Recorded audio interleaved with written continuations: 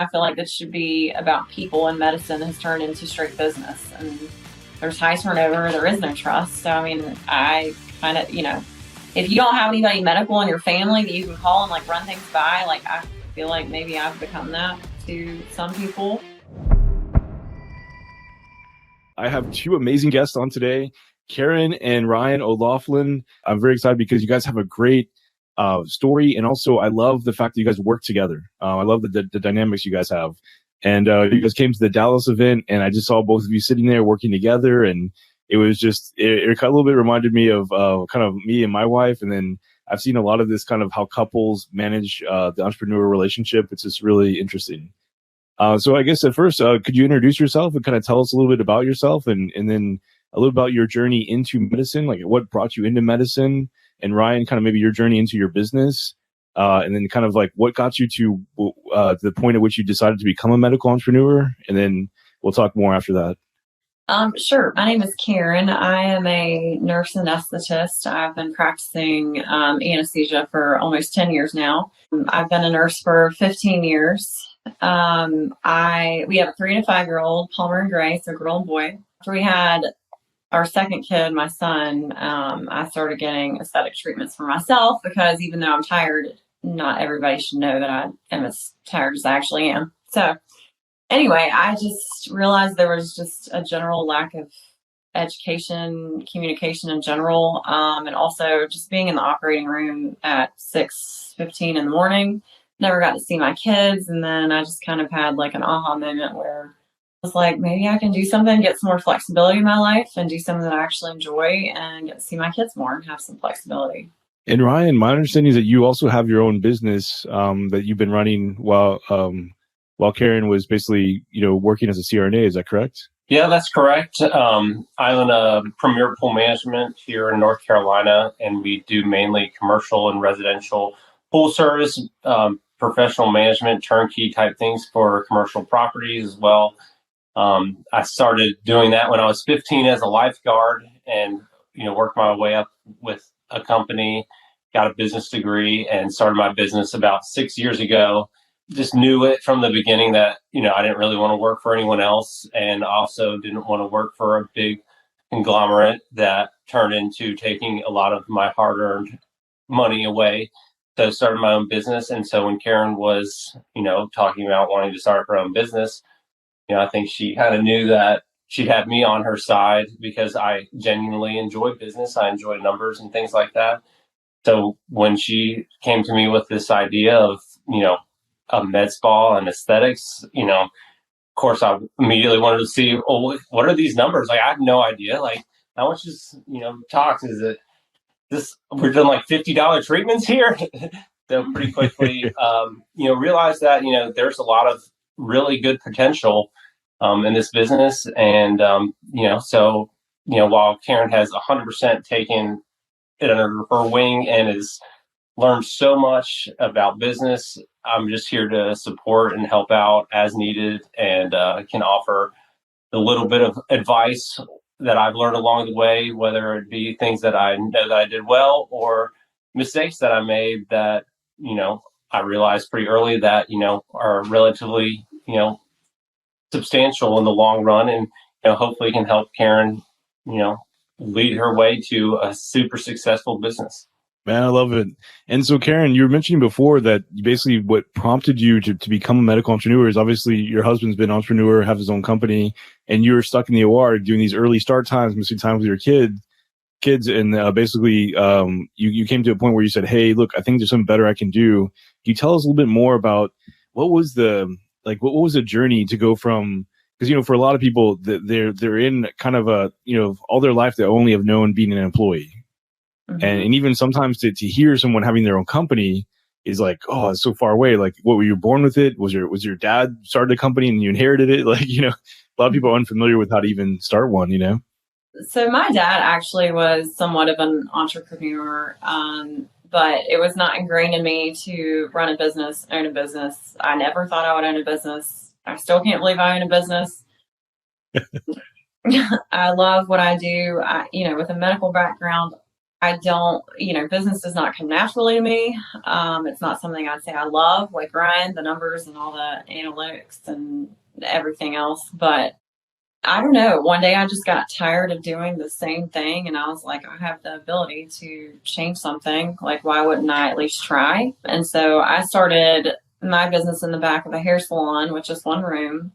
Um, and then we just opened our new location middle of November, and that's been hugely successful. It was a complete upfit. It's beautiful. We have an esthetician now. I just brought in a girl that does permanent makeup to be in another room. So we kind of got a cool thing going on, but it's nice to be your own boss. I mean, still work, and definitely in the beginning, it's a lot of work and, more time than you think that you just don't really get it until you own a business and know all the things that go on in and out. I mean, that part is challenging, but once you get over that, there's definitely a lot of freedom in being able to make your own schedule. If things come up and I have to move things around, it's not, it's not terrible for me to, or not difficult for me to be able to do that. Compared to before, where if I was going to the OR, I'd be kind of stuck in there all day. I tell Ryan now when I go in the OR one day a month that I feel like I'm in jail. I see that all the time where, we've been called the golden handcuffs, like, because you get paid, decently, It's hard especially when you leave a very, like you said, a high paying job, one that you've been comfortable with. You can go home, turn everything off, and like the day's done for the most part. Owning a business is, definitely not like that. There's pros and cons to both for sure. But I don't miss being in the OR. And I love the fact that you can now have control of your time, which is all of our most valuable resources. Like, it's the one thing we can't get more of. It's the one thing you can't really buy, at least not directly. Yes. But no, it's definitely scary because it is golden handcuffs, like you said, leaving a well-paying job to do something that's super like financially risky, emotionally risky, something that's very unknown. It's a big step to take, but like after going to the conference in Dallas, I kind of realized that, I don't know, it's not as hard for me, I guess, compared to other people to, if something's not working or I'm not happy, to just change something and go all in and at least give it my best shot.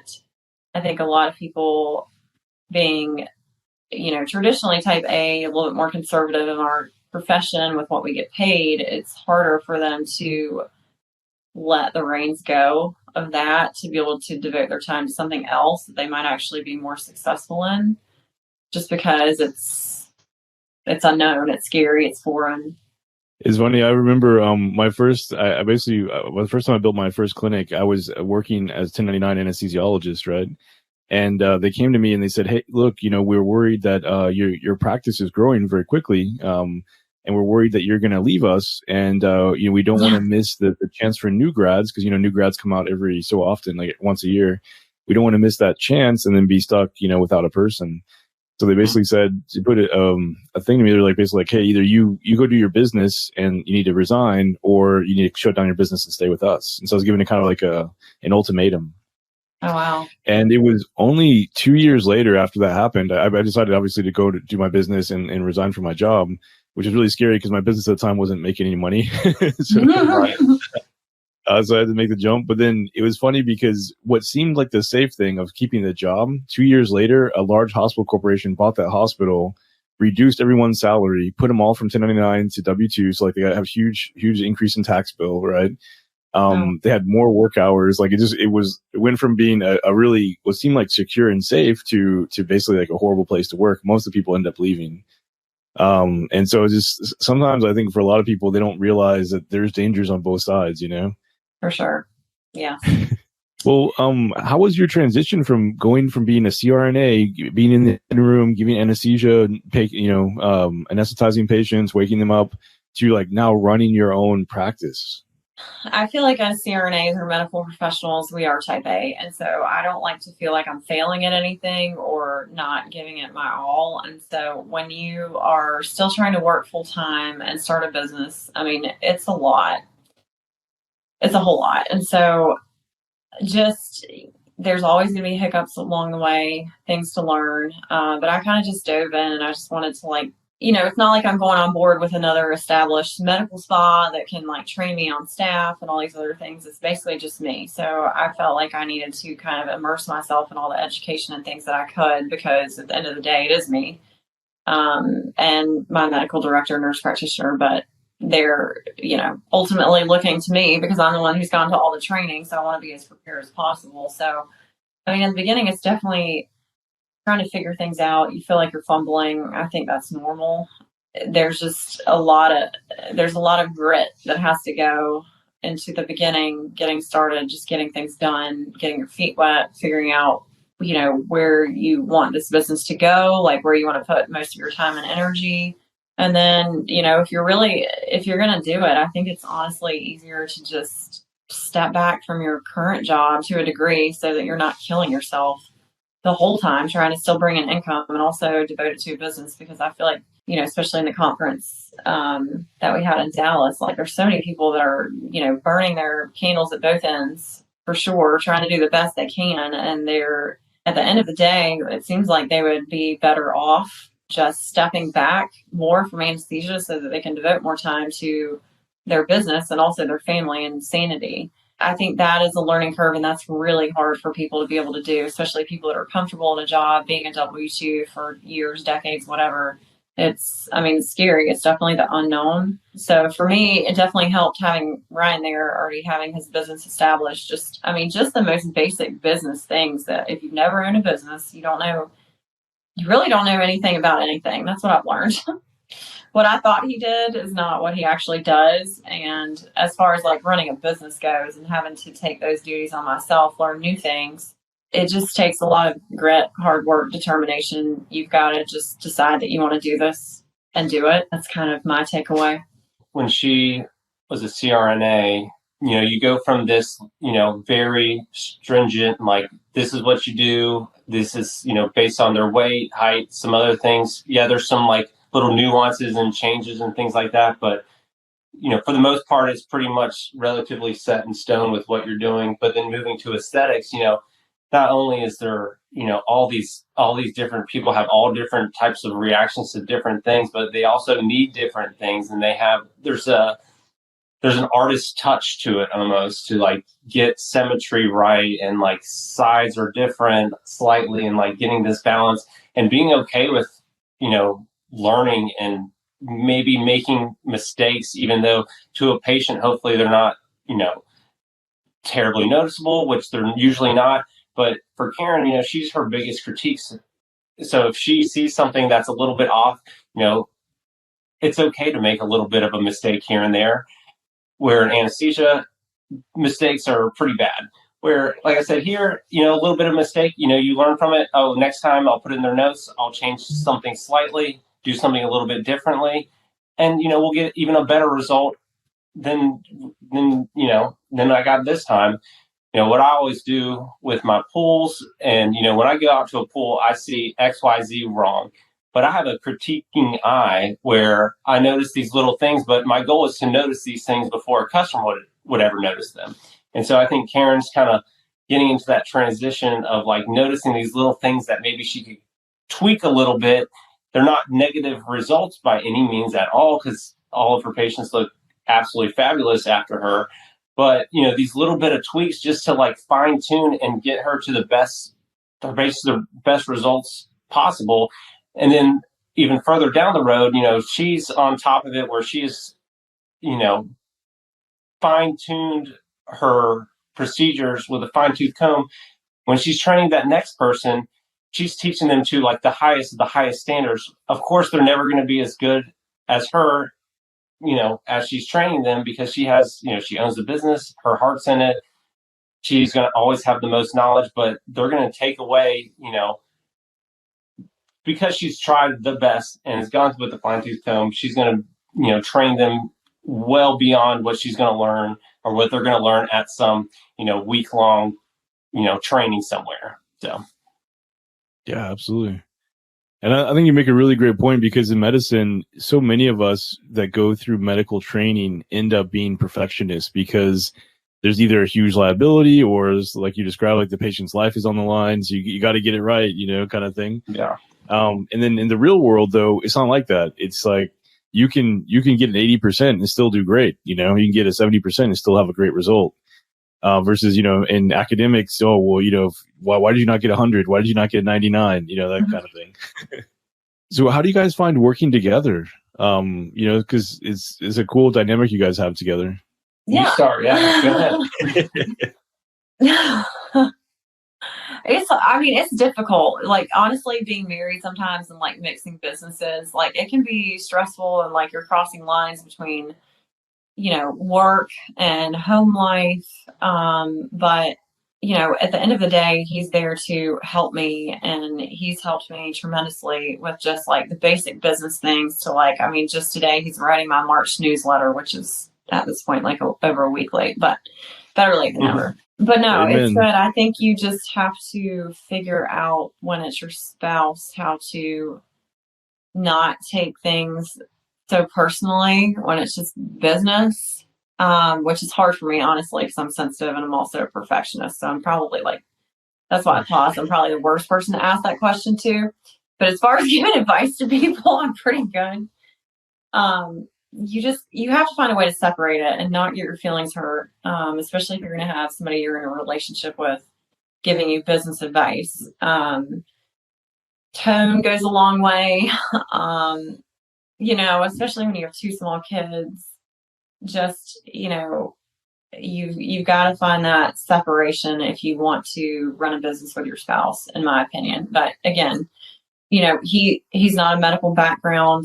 I don't know hardly anything about pools other than what he's taught me, but we're still able to help each other and bring things to the table, mainly him, not me, as far as business goes. But there's got to be a separation somewhere. But he has helped me so much, like just legally, tax wise, running a business, dealing with, oh, you made this amount of money. Well, you actually made this amount of money if your profit margins are about 50%, so like comparing my profit margins to his, and even though he might make less in a day, like, when you break the numbers down, like your costs and he's got hardly any overhead because he has a garage that he houses most of his chemicals in.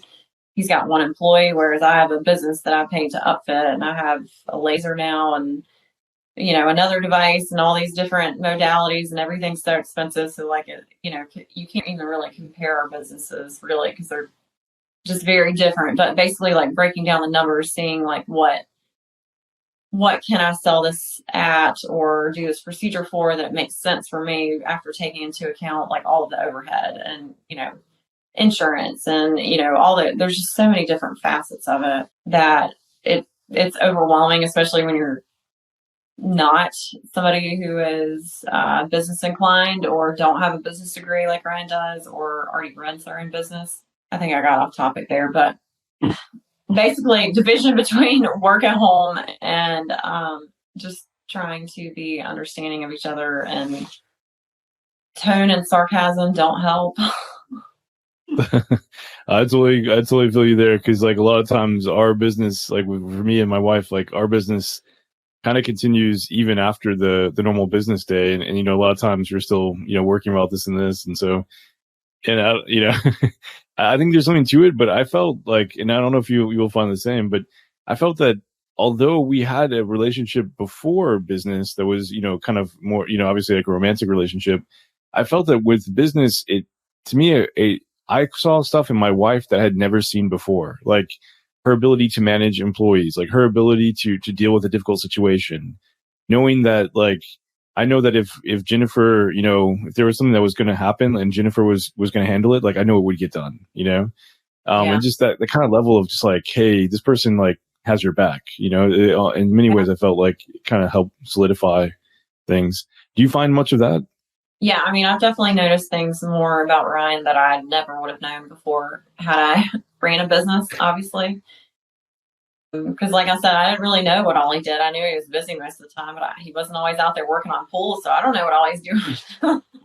Yeah, she thought I was just at home. Like, she's like, you playing video games? Or like, what are you even doing when you're at home? Like, you're just, just at home doing nothing. I'm like, there's so much computer work, online stuff. Like, I mean, there's always something to do in a business. Yeah. And that's also what, is probably one of the harder things is to realize that if you want to, when you own a business, you can work all the time if you want to. Like, there's always something you can do better or more, increase your SEO, add more pictures, manipulate more pictures.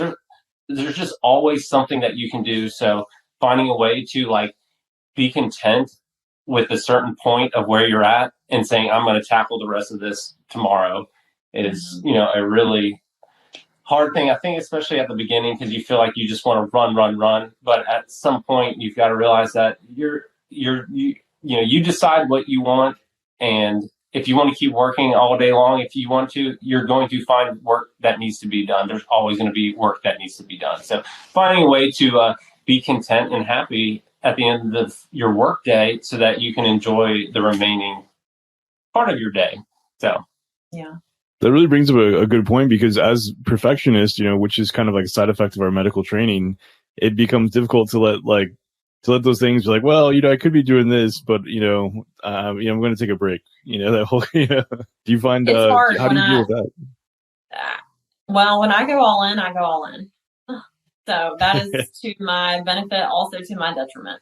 It's hard. It's a lot of pressure. I mean, my mindset was like, this is going to be the really hard, like, grit of all of it. Like, I just want to get through this and learn as much as I can as fast as possible and not draw out this whole like transition period. That's kind of what was in my mind. But did I kind of kill myself some weeks? Yes. Do you need to do that? No. It's hard to be okay with having things like on the back burner that I know I could be doing and therefore be better. But again, at the end of the day, like, you've got to have an end of the work day.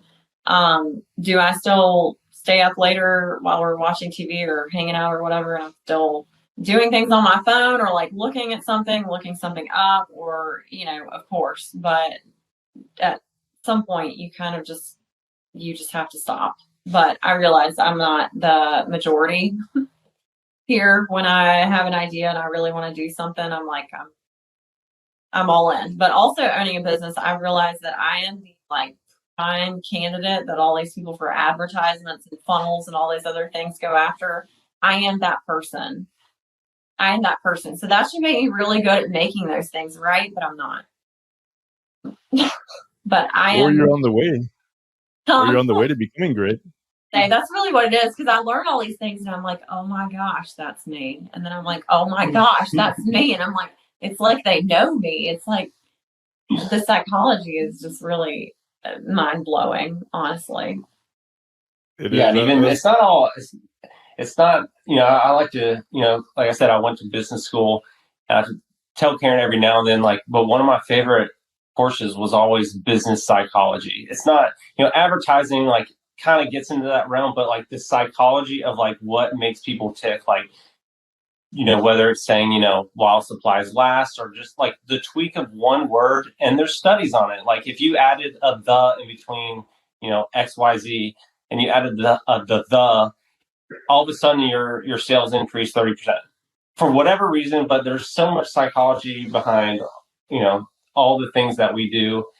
And like Karen said, they've come to her, and sometimes she succumbs to some of the sales pressures. But, we're using that in our business, not in a negative way or in a manipulative way, but in a way to, like, Oh, it is manipulative. 100%. It's a means to an end, but it is.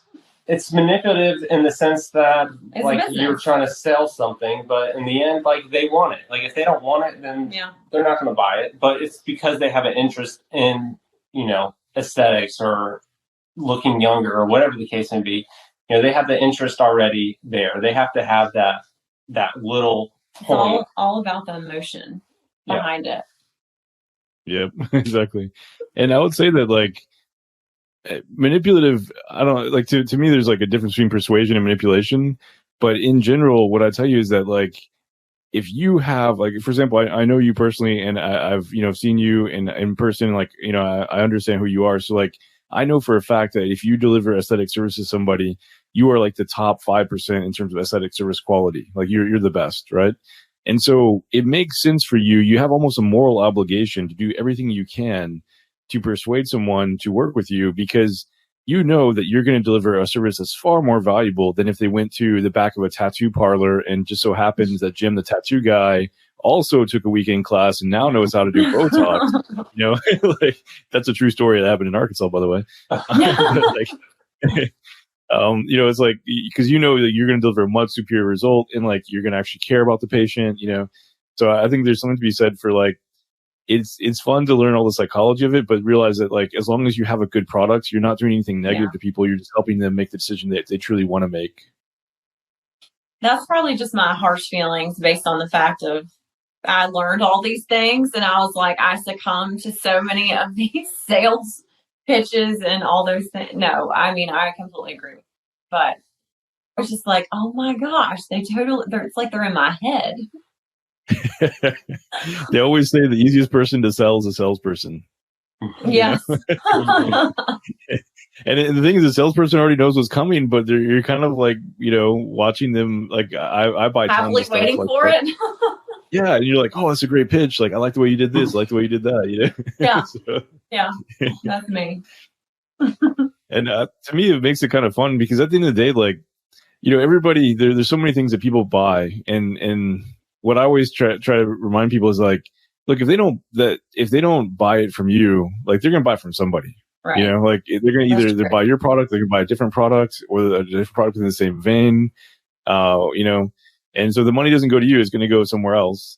And so like, you might as well make sure that they have a great experience. And if you have a superior product, then it's a moral obligation to actually help people choose you versus, a bad choice that could hurt them, Yeah.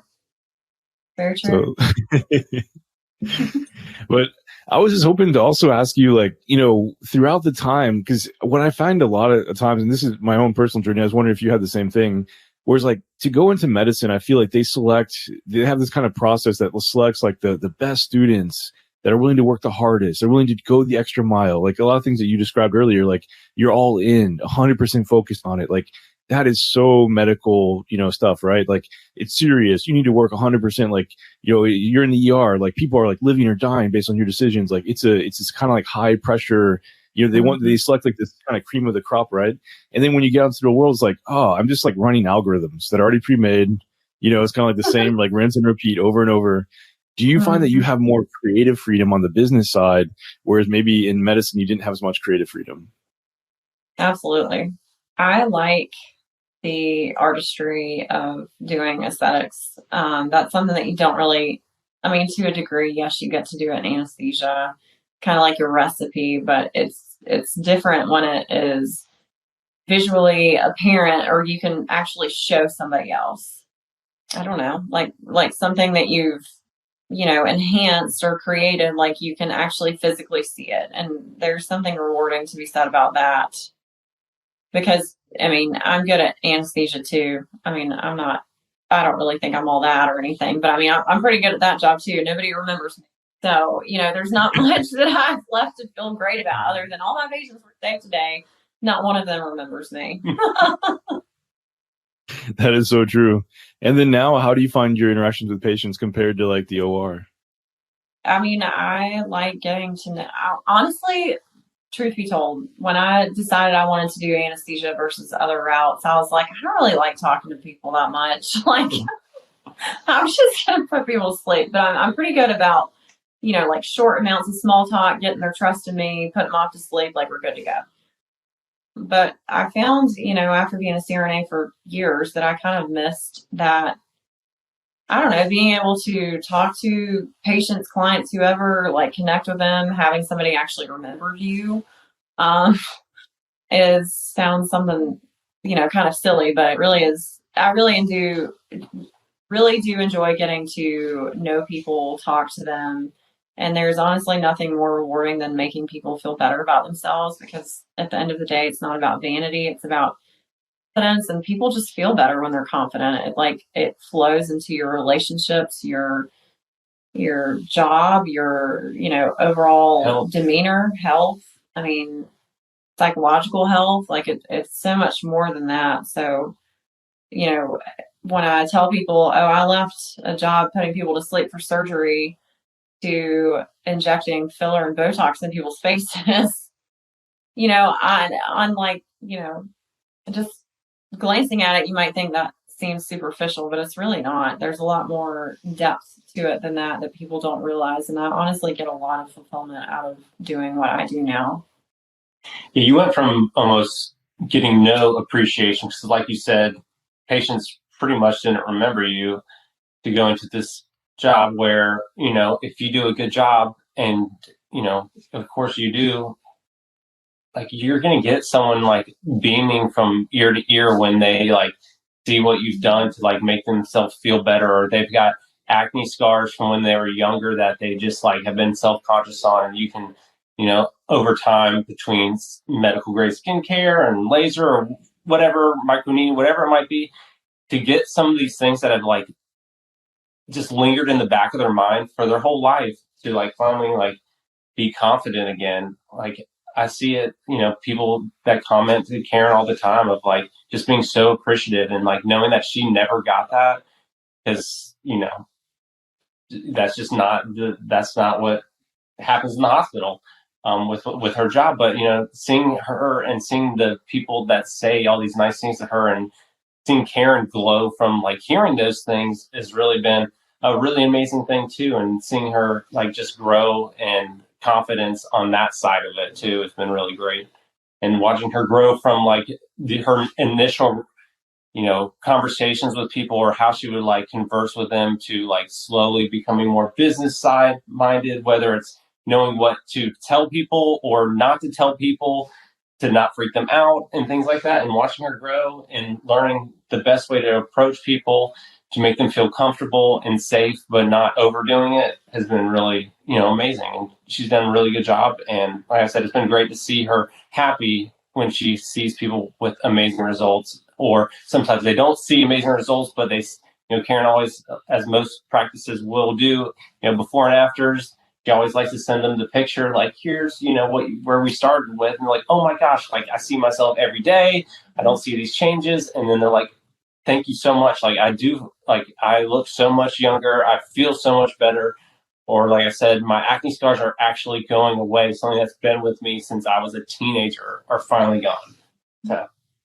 I think that's amazing. And, there's so much to be said there. But one is I just love to see the interaction, and also just like your care and love for Karen, just showing like how much you appreciate like her growing, and seeing her grow is awesome. Like, not everybody has that in a relationship. So I just wanted to compliment you both on that, and then to speak to Karen's point, I think you're exactly right. Like, people undervalue the value of aesthetics. I mean, I can't tell you how many times where, I did anesthesia for people. And I remember one time I went up to introduce myself to a patient to do anesthesia, and they're like, oh yeah, you don't have to talk to me at all. And I'm like, what do you mean?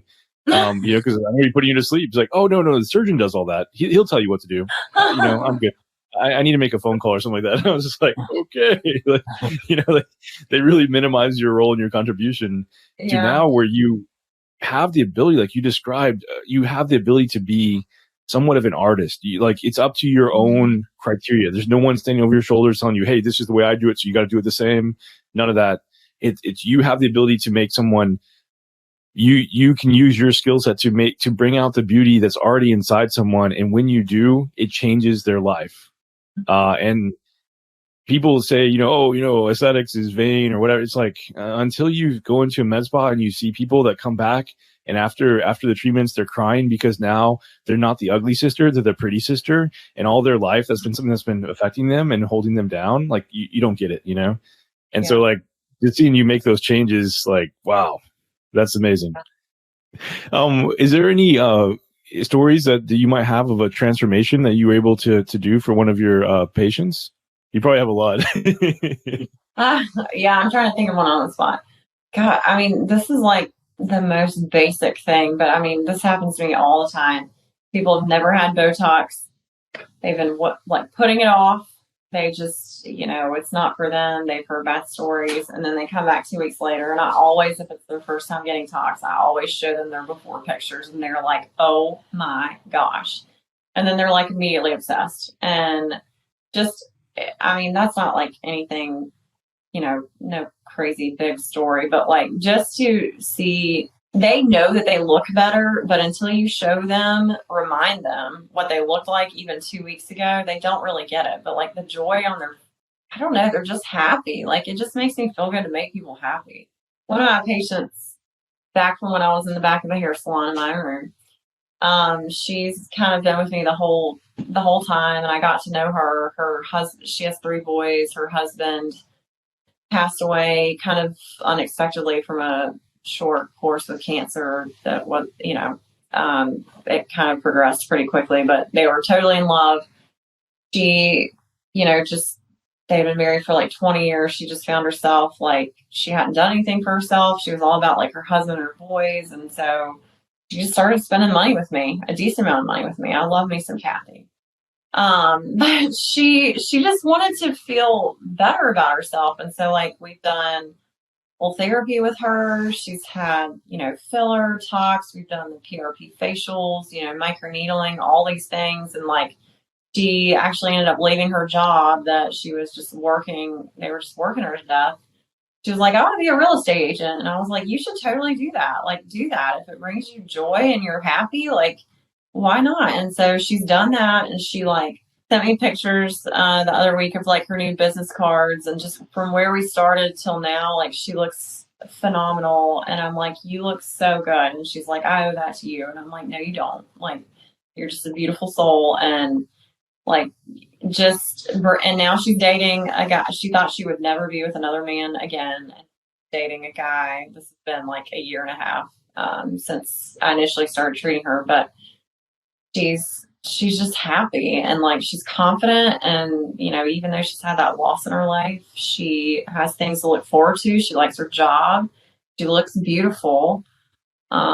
It's just, I don't know, following people on like journeys like that are really just heartwarming, and they just make you feel good, especially when it brings you in contact with a lot of just really good people that they just want to feel better about themselves, or maybe they've had a loss and they've been neglecting themselves for a while. And so just helping people get back to that place where, they just feel good about themselves or just confident in their own skin. There's really nothing like that.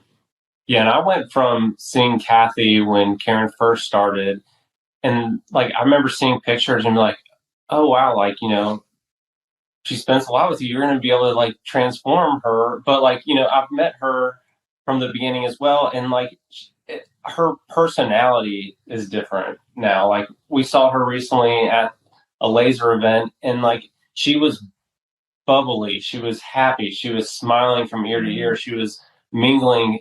It was a whole different personality than when I first met her. And like, it's because of what Karen's done to assist her. And obviously she's put in the work herself and has made jumps and changes, but she feels more confident to make these changes, to make these jumps, to make these, big decisions when she was so comfortable in her, I don't want to say previous life, but, pre-Karen, with her husband dying.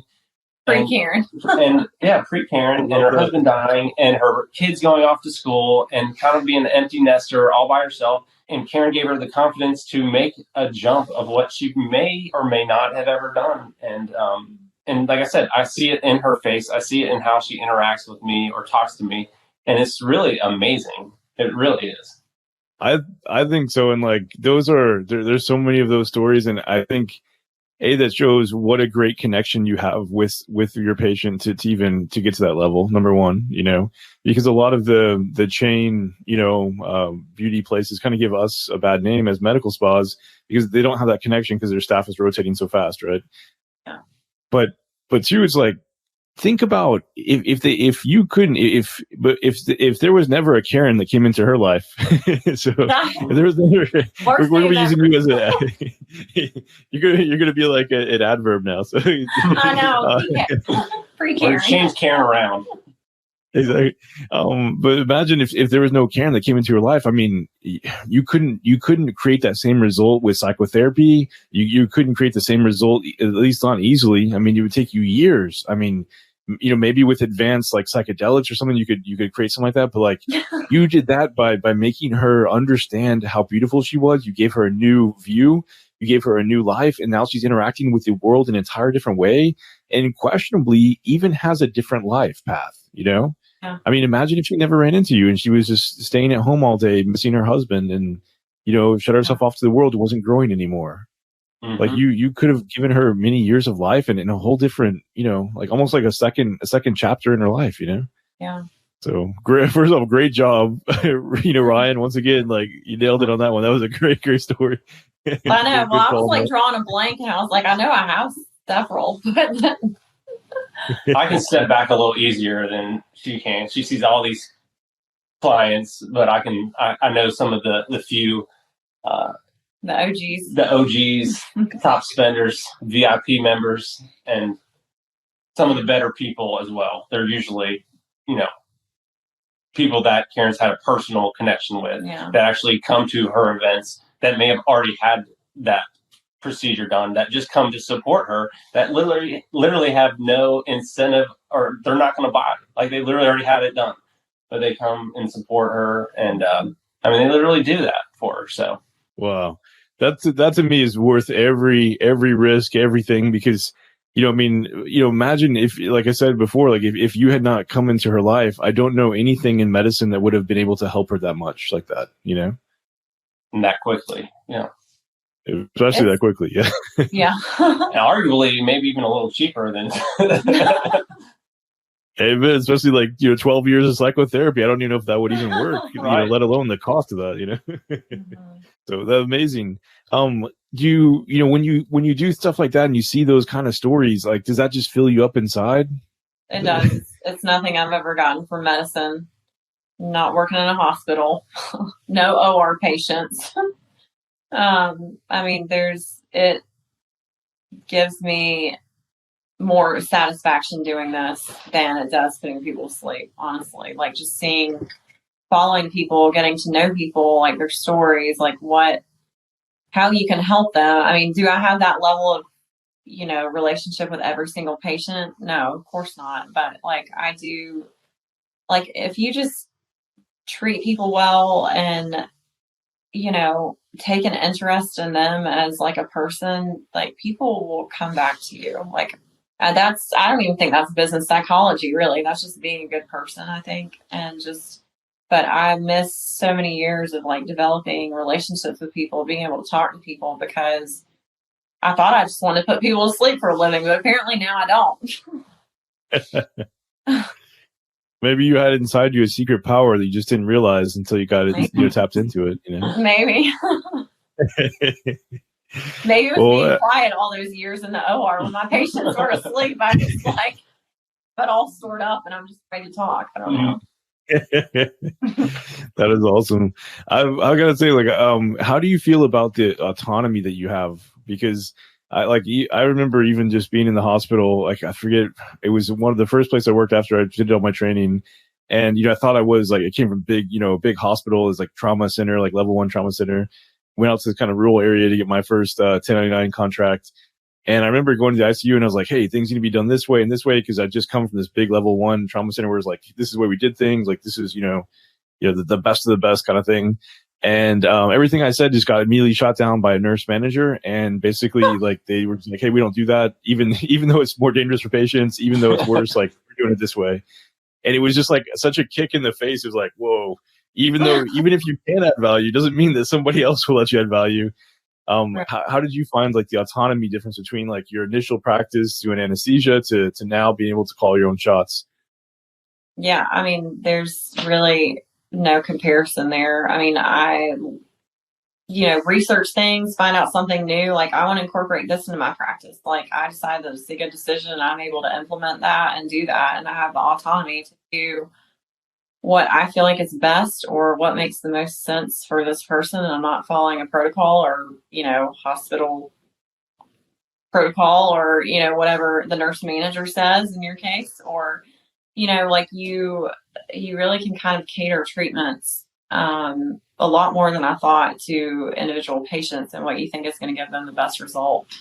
So, I mean, and the options are limitless. I mean, within reason, but whatever I want to bring on or I think it's worth doing, like I have full control over being able to do that, making those decisions, running the numbers, talking to Ryan, like doing those things, but I don't, have anybody behind me saying, oh, we'll never do that, or that's too expensive, or that we don't do that here, or, whatever. So I love being able to do what I feel like people need without having the restrictions of, working under somebody else.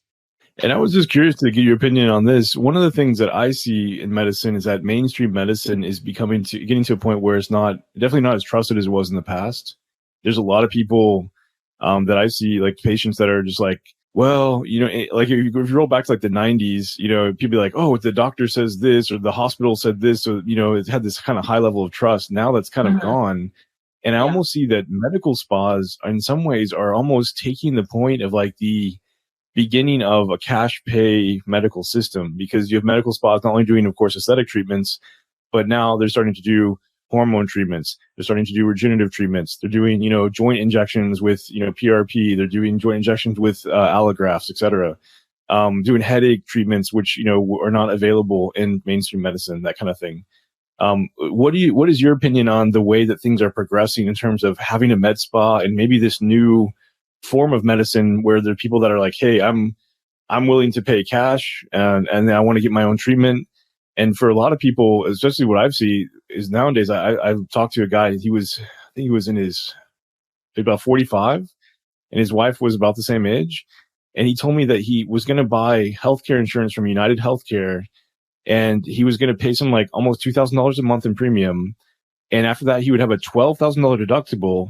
Then after the $12,000 deductible, it would be 70-30 with him and United Healthcare. He'd pay 30% after that too. And I was just thinking, like, that is insane. Like you're almost better off insuring yourself than going that route. And so I see more and more people going to med spas being like, hey, I have an issue with whatever. Like I know a lot of med spas are doing even sexual health stuff too, How do you feel like are you seeing the same thing in your med spa? Do you kind of see like a trend that way?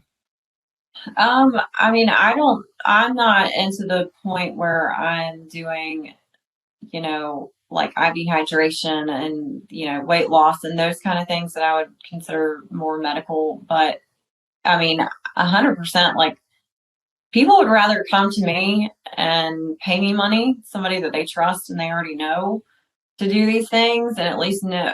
There's a lot to be said for just being able to see the same, like one of even like 2 or 3 people every time, instead of like the high turnover. You have no idea who you're going to see. They don't know you from anybody else.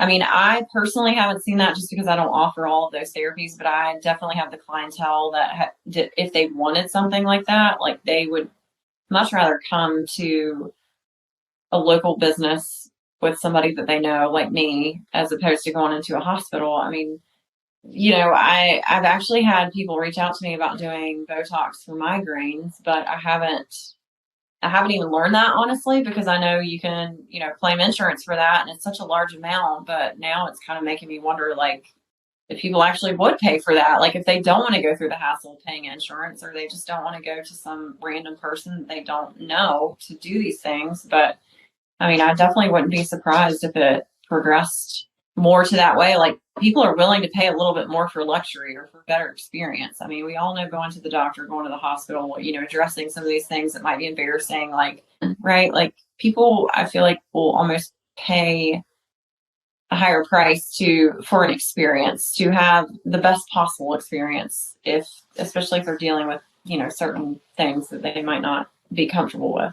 Yeah. And I think now with, you always hear that doctors hate when you go in there and you're like, well, what is going on with me? And they say XYZ, and they're like, well, I've been on the Google machine and it's saying like blah, blah, blah. Well, that's definitely true to a certain extent, but like, doctors, nurses, they don't know everything, but there's alternatives to all of these things that, people are now getting the option to actually do their own research and see what's right for them. And there's, efficacy in all of these treatments, and it's not just some sham of or scam. It's an actual advancement in technology and they have these other options. They're not stuck with the hospital anymore. And having them actually learn that, and I do think it's just going to keep on growing and growing as more and more people and become more mainstream as well. I think you're 100% right, and that's what I see. I've had people come in for everything from sexual issues like erectile dysfunction to hormone things, and it's coming to a point now where I will even have people that will schedule consultations and pay for it just to get medical advice for their other doctors. Like, they're part of, like, whatever, Kaiser Permanente or, United Healthcare or whatever, right? Mm-hmm. And they're like, hey, I just need somebody to explain to me, like, are these guys doing what's in my best interest? Because there's that much distrust in mainstream Mm-hmm. medicine now. Oh, sorry. I was just going to say, I had one of my patients call me back in January, and I answered the phone. She spent a lot of money with me. She's sweet as she can be. And I was like, hey, and she was like, I'm sorry, this is not about me. But it was about her husband, and her husband like ended up having COVID, but she was like asking me, he was going to have to see a different practitioner at the doctor's office. And she just wasn't sure. And she like wanted to run things by me to make sure that her husband was getting like the best possible care. I didn't mind answering her questions, but it just kind of got me off guard. But yeah, to that note, there's a lot of distrust in people that they don't know, because everything has turned into like everything I feel like that should be about people in medicine has turned into straight business, and there's high turnover. There is no trust. So, I kind of, if you don't have anybody medical in your family that you can call and like run things by, like, I feel like maybe I've become that to some people, which is, I'm happy to do that, but it's also kind of sad for the people that don't have a healthcare advocate in their family, which I guess maybe shows that I have some distrust, which I guess I do, even as a healthcare provider, because, people are understaffed, overworked, like Yeah. And what I saw at least was like when I was in the hospitals, and I'll say it happened worse probably in the last 3 years, because the last 3 years have shown major inflation. And meanwhile, the reimbursements for healthcare have been flat, and then Medicare actually made cuts during that time too. So not only did you not get any kind of compensation for the cost of the inflation, so you're getting paid the same dollars, but the dollars are worth less, right? But then on top of it, you got a pay cut as well, because they don't have enough money to pay you. And so what's the hospital corporation's response to that? More, right? Like more volume, more people, And at some point, that's where you basically get factory workers that are burned out. They're just trying to do the best they can, and stuff slips through the cracks all the time. And I've seen people, very questionable stuff happening in mainstream medicine, people being recommended for surgeries that, had not tried anything else. This was their first recommendation, is an invasive surgery that involves an amputation. Like, these are really serious deals, Yeah. And just, I think what's going to happen in the future, and I think probably what you're beginning to see, is that you're going to become the alternative for medicine by having a med spa. It's not just going to be for people to get more confidence to feel better. It'll definitely be that, but your skills that you have, I think you'll be the light in a sea of darkness for people that actually need healthcare, and go to somebody they can trust to give them true advice, I've definitely seen several patients that I'm like, I don't know. I find myself like asking them medical questions. Like when I see something alarming about them, like I feel like I'm screening them for surgery or something. I'm like, what am I doing? But then I end up giving them, advice, or telling them who they need to follow up with, or if they should be, looking into something, just things that, basic skills that, especially as like advanced medical providers, we just have, it's not even something that's a conscious thought. But of course, if somebody presents in front of you and you see something that like, they should probably have looked into, like at least you can guide them on that. And that also kind of adds another vibe that like, this person actually cares about me. It's not just, about dollar bills and, numbers.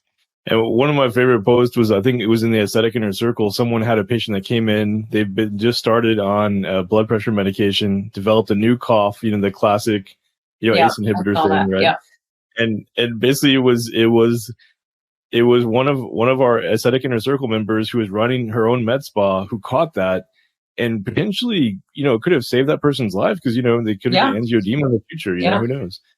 And and yet at the same time, they say, oh, well, it's just for vanity. It's just for beauty. Like, no, Yeah. there's an answer to everything. Exactly. Yeah.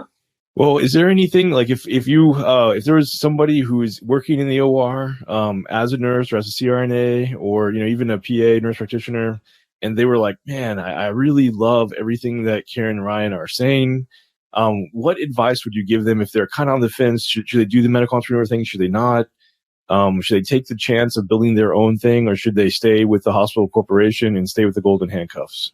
You are always going to have a job to go back to there. Like, you're not getting any younger. If it's something that you really think that you're passionate about and that you want to explore, like, you owe it to yourself to at least try and do those things. I mean, otherwise, I feel like, if you're presented with a situation and an opportunity to do this and you don't take it, at least see what you can do, what you're capable of. If you're willing to put in the time and the effort to do that and do it well, you'll never know. I mean, but worst case scenario, they're always hiring. They'll take you right back. Like, it's not like you're out of job. I mean, I know it's golden handcuffs, but it's also, you should find some reassurance in that as well. Like,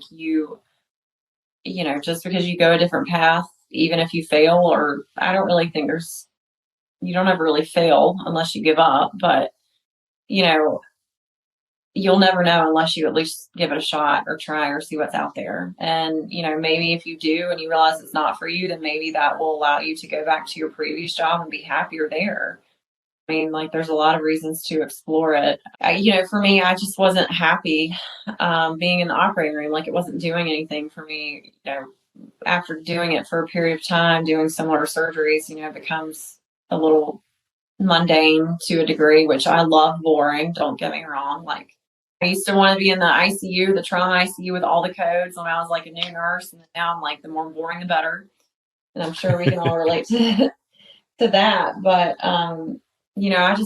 I wanted something more in my life, whether it be, flexibility and seeing my kids, or just getting more out of what I'm spending a decent amount of my life doing every day. Yeah, I think probably my recommendation coming from a non-medical side would, Karen does, a few people have shadowed her, but if you're something you're interested in, like, just find some smaller, personally owned medical spas, not, the big corporations, corporate medical spas, but just ask if, send them a nice email that says, I'm really interested in doing this. If you really want to, maybe try to go find someone a little bit further out of your city if you don't want to feel like you're stepping on their toes if you wanted to, but just be genuine with them. Tell them you're in the medical field. Tell them it's something that you're really interested in. If you don't mind shadowing them for the day, they might charge you, they might not charge you, but find if that's something that's going to interest you first, followed by if it is something that you think you might enjoy doing, but you don't have a business degree or business sense, like go to SBA.gov, Small Business Organization or Administration.gov, like do a little bit of research on that side of it too, and then find out who your support system is. Like, if it's your husband, or if you're older and you have kids that are maybe in college with marketing, maybe you have friends that do marketing, whatever it is, find your support system that can help you out, give you advice, or find a mentor. Maybe that person you shadowed would be willing to be a mentor for you. Maybe you can share something for them. Maybe they're looking for something as well. And they'll find some benefit in being, a mentor for someone. So just asking the questions, like doing some research, like you're putting yourself out there, just ask. Like, nothing can go wrong by just asking. You can, shadow a class at a local community college for business if you want to. Like, just find a little bit of information and, jump in when you're ready. That's great advice. And Ryan, especially for you, what would you say to someone who is maybe a husband of someone who wants to start their own medical spa? Or, if you, like, you obviously had a lot of business experience beforehand and have a degree in business, but, if just somebody who maybe doesn't have that experience, but is in the role of like the supporting partner or the husband, and the other spouse wants to start this, medical spa, is there anything that you would say to a person like that? Yeah, I think, the most important thing would be genuine and find there's so many aspects to a business.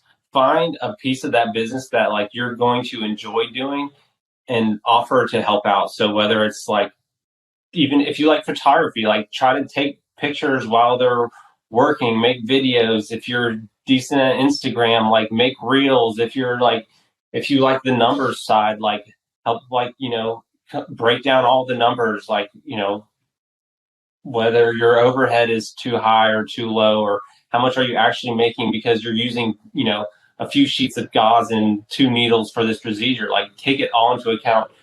Whatever the case is, like just find something that you genuinely like doing and offer that as something to help out to relieve some of the stress, because there's a lot going on. And if you can take a few things off their table, it's going to make their life that much easier. It's going to make their business that much more successful because they can now focus on other things and they can just grow that much faster. And, once you start turning a profit, that's when so much of the stress is going to be relieved. And if you can just help out by doing something that you genuinely like doing, then it's not going to seem as much like a job for you either. And you have the freedom to jump in and out of where you can and where your wife or significant others wants you to jump in. And, we went to a wedding show together and, I was like, let's go. Like, I've done, all kinds of different little conferences, but I was like, let's go. Let's try to sell some stuff to these people that, are there to find wedding cakes and gowns and stuff. Let's see if the mother-in-laws need some work done. Type of thing. We don't know. So like, I genuinely enjoy that type of stuff. So just find something you enjoy and offer a hand to help out. So, Man, that is great advice. Well, guys, thank you so much. I don't want to take too much of your time, and I really appreciate you donating so much time and helping other people that are on their path to become medical entrepreneurs.